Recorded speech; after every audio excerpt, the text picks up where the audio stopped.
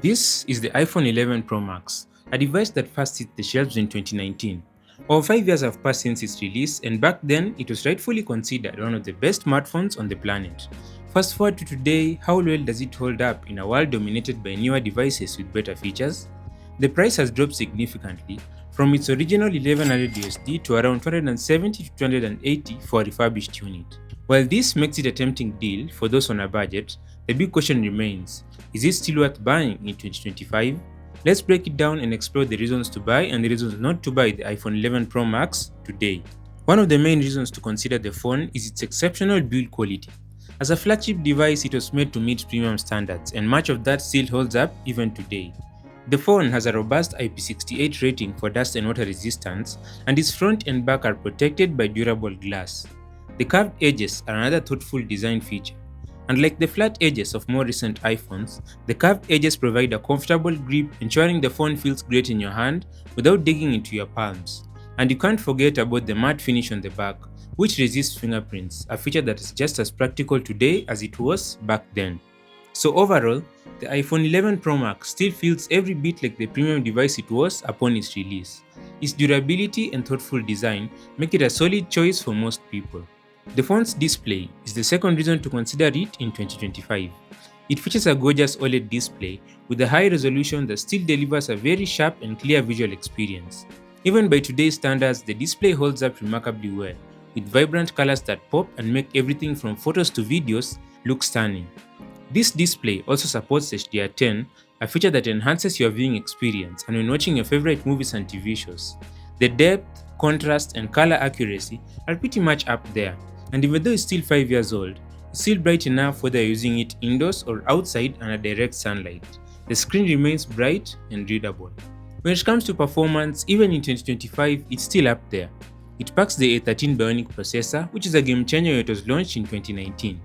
Despite being over 5 years old, this chip still holds its own, outperforming many of the processors found in today's budget and even mid-range phones.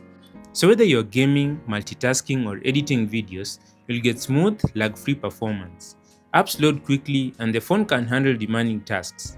While it comes with 4GB of RAM, less than what you'd find in modern smartphones, iOS is highly optimized, ensuring that 4GB feels more than enough for the average user. For most day-to-day activities, you likely never really feel like you're missing out on anything performance-wise. Simply put, it's fast and reliable. The cameras are another standout feature for the 11 Pro Max. The phone is equipped with four 12-megapixel cameras, a triple lens setup on the back, main, telephoto, and ultra-wide, and a single selfie camera on the front. Each of these cameras perform exceptionally well, offering photos with great detail, low noise, and high dynamic range. The results are quite pleasing for a phone its age. While the colors may not be as punchy or as vibrant as those from newer devices, they're still accurate for most people. And when it comes to video, the iPhone 11 Pro Max is a beast. Both the front and rear cameras can record 4K video at 60 frames per second, delivering smooth footage that's rare in phones at this price point. For less than $300, it's impossible to find a new phone that matches the 11 Pro Max in camera quality, especially if you're a casual user. Now, one of the strongest reasons to consider it, or just any iPhone, is its impressive software support. Released over 5 years ago, this phone still runs the latest version of iOS, and no other phone released in 2019 does the same. And you can also expect it to receive one or two more iOS updates, still maintaining its relevance. For anyone who values long-term support and the ability to use the latest features, it's still a choice. On the flip side, a significant drawback of the iPhone 11 Pro Max in 2025 is its battery life. As with any smartphone, the battery naturally deteriorates over time, and after 5 years, you can expect reduced capacity. So you'll likely find yourself reaching for the charger multiple times a day, especially if you're a heavy user. Even replacing the battery might not entirely solve the problem. The original battery capacity of the 11 Pro Max, while decent for its time, is smaller compared to modern smartphones with much larger batteries. This means that even with a fresh battery, the phone's endurance will still fall short of today's standards. Another notable downside of the phone is its 60Hz refresh rate, which feels outdated in 2025.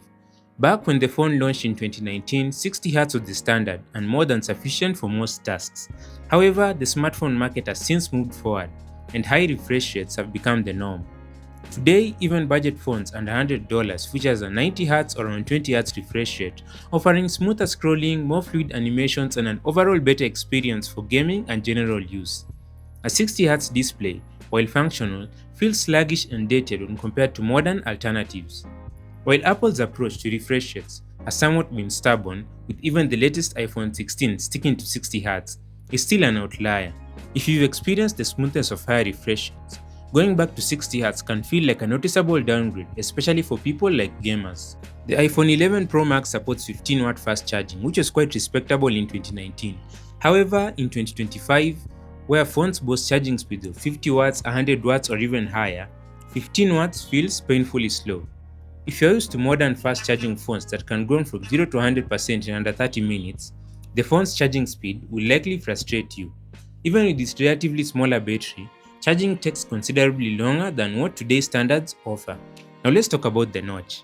When the phone launched in 2019, the notch was seen as a design necessity to house advanced Face ID sensors and the selfie camera. At the time, it was accepted as a reasonable trade-off for secure facial recognition and edge-to-edge screen real estate. However, in 2025, the notch feels outdated, especially with the advent of Apple's new dynamic island on more recent models. It now looks clunky. While some people might not mind or even notice it, if aesthetics and modern design are important to you, then the iPhone 11 Pro Max notch could be a deal breaker. Another factor that might steer you away from the phone in 2025 is its pricing, especially when you consider storage options.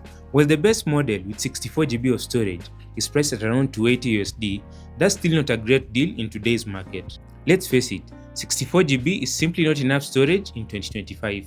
Between apps, high-resolution photos, 4K videos, and system files, that storage will fill up in no time.